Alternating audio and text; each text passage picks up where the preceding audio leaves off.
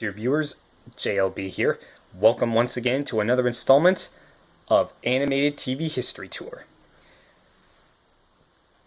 On today's installment, we're going to be traveling back to the late 50s and exploring a show that became popular for about 4 decades. This show is the Woody Woodpecker Show.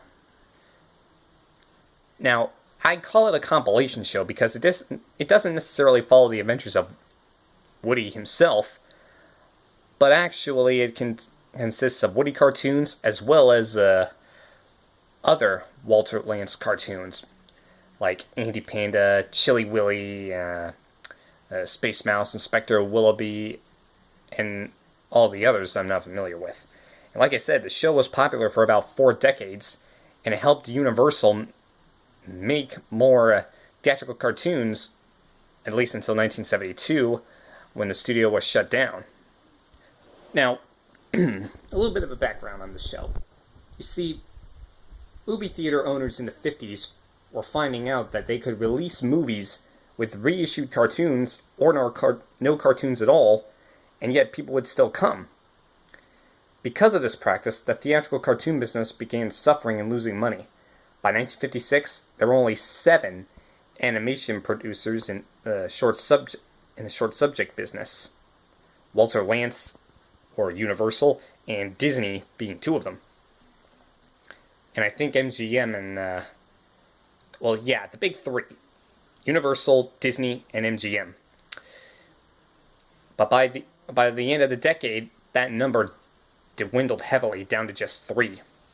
Not sure if the big 3 was one of them, but you see, Walter Lantz and his distributor, Universal, knew that the only way to subsidize the rising costs of new short films was to release their product to the newest medium, that of course being television. Now, Norman Gluck from Universal's Short Subjects department made a deal with the Leo Burnett agency to release some older Lantz product on television. While Burnett handled the Kellogg's cereal account, bear in mind this was back in the days when most TV shows were sponsored by big cereal companies, and Lantz soon met with the Kellogg's people to sign the contract. Of course, Lantz admitted that he was only working in the medium because he was, quote, forced into TV, and cartoons for theaters would soon be extinct, which I could see that as a wise move, because do you often see cartoons being played before a movie starts? I didn't think so. Speaking of cereal product placement, the show is also unofficially brought to you by Count Chocula Cereal, now available on your local grocery store shelves, alongside Frankenberry and Blueberry, the General Mills monster cereals. They're a scream to eat at breakfast. Now, the Woody Woodpecker Show itself debuted on ABC on October 3rd in the afternoon in 1957. Now, the series was only seen once a week, on Thursday afternoons, replacing the first half hour of the shortened Mickey Mouse Club. Lantz integrated his existing cartoons with new live-action footage, giving the show an updated look that satisfied both the viewers as well as Lantz himself. And the live-action animation segments created for the show, called A Moment with Walter Lantz, featured an informative look at how the animation process for his cartoons, that's spelled C-A-R-T-U-N-E-S instead of C-A-R-T-O-O-N-S, the segments show how they work, as well as how the writers come up with the stories and the characters. Now, the live-action segments were directed by Jack Hanna, who, by the way, was also fresh off of the Disney Studios, where he had done similar live-action animation sequences for Disney. Now, after the initial year on ABC, the Woody Woodpecker Show became syndicated in 1966.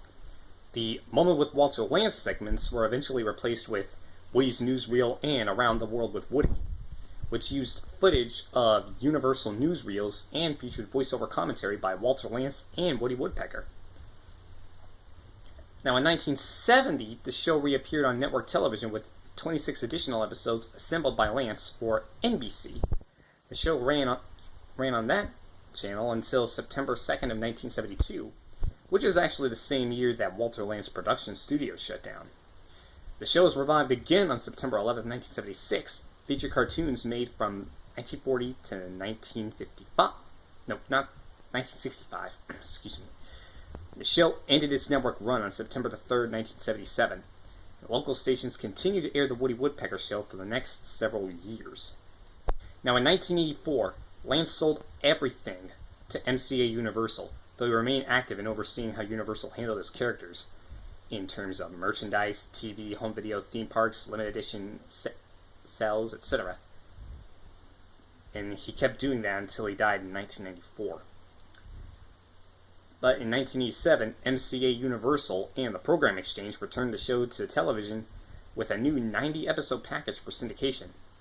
This Woody Woodpecker Show featured a complete overhaul of the series format. Gone were the newsreels, gone was Around the World, and live-action scenes with Walter Lantz obsolete. They were replaced by vignettes known as musical miniatures, in which a new musical composition would be played over montages of classic cartoon footage. New commercial bumpers were also added, and a new opening sequence was created.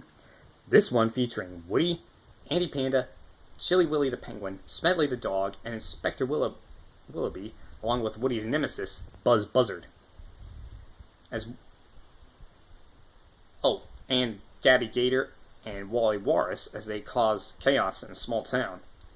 Now, episodes of this Woody Woodpecker Show typically consisted of 2 Woody cartoons bookending another Lantz cartoon, typically a cartoon involving Chilly the Penguin.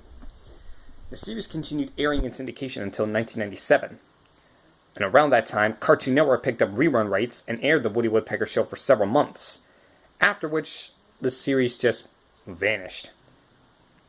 After Cartoon Network dropped the Woody Woodpecker Show, Universal decided to give most of the Lantz cartoons a redesign.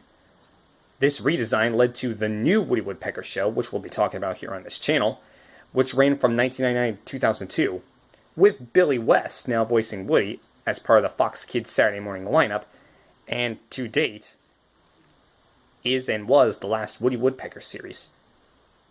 But that's another story for another time. Now, is Woody Woodpecker worthy of looking back at? Or is the Woody Woodpecker itself, Woody Woodpecker Show, is the show itself worthy of having a look back at? Well, if you're a fan of old school animation, sure, it's definitely worth it. But if you'd rather not focus on cartoons that weren't Disney, I suggest you have a look at it to see if you like it. But other than that, it's up to you. Bit of a fun trivia. There was actually one episode that contained an original Woody Woodpecker cartoon. Not a rerun of a 1940 or 1950s cartoon, but an actual original cartoon made specifically for an episode of the show, released in 1964. It was called Spook-a-Nanny. It was a Halloween episode, and like I mentioned, it's the only original episode for the show. And thankfully, you don't have to go hunting all over the world to find it. It's available on DVD in the Woody Woodpecker and Friends Classic Cartoon Collection. Plus, it's available on YouTube for you to see. I have it on one of my playlists, I believe, so you can check it out there. But anyway, that'll wrap it up for another episode. I really hope you guys enjoyed it. And also, if you're watching this past midnight, it's now officially October. So get your jack-o'-lanterns ready, have your decorations out, get your costume. It's Halloween time. Until then, TTFN, and I'll see you next time.